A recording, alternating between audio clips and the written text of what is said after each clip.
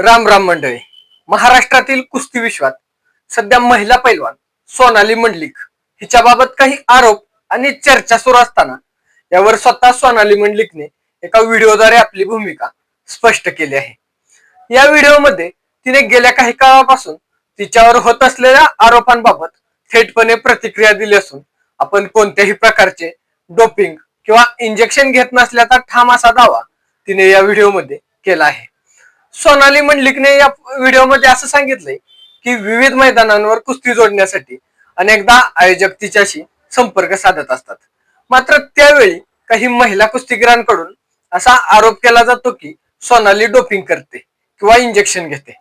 या आरोपांबाबत बोलताना सोनाली म्हणाली की विशेष म्हणजे ज्या महिला कुस्तीगिरांना तिने कुस्तीत पराभूत केला आहे त्यांच्याकडूनच असे आरोप ऐकायला मिळतात, परंतु ज्यांनी तिला कुस्तीत हरवलं आहे त्यांच्याकडून कधीही असे आरोप ऐकण्यात आलेले नाहीत.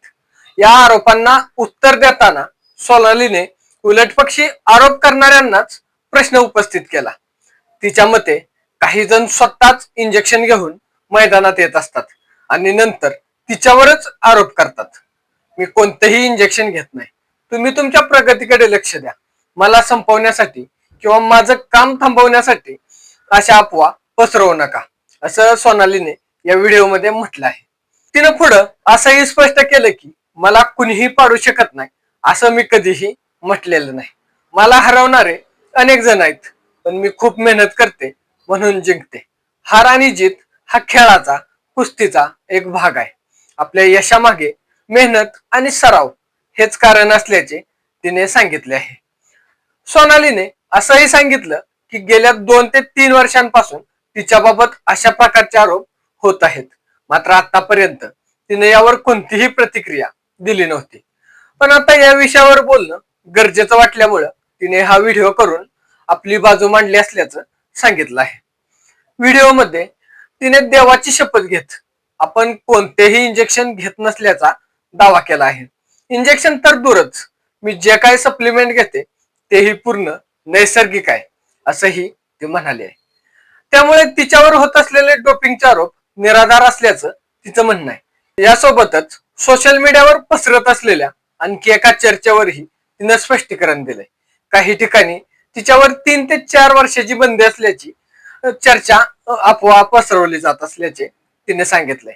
मात्र हा दावा पूर्णपणे चुकीचा असल्याचे सांगत येणाऱ्या स्पर्धामध्ये आपण निश्चितपणे खेळणार असल्याचं तिनं स्पष्ट केलं आहे.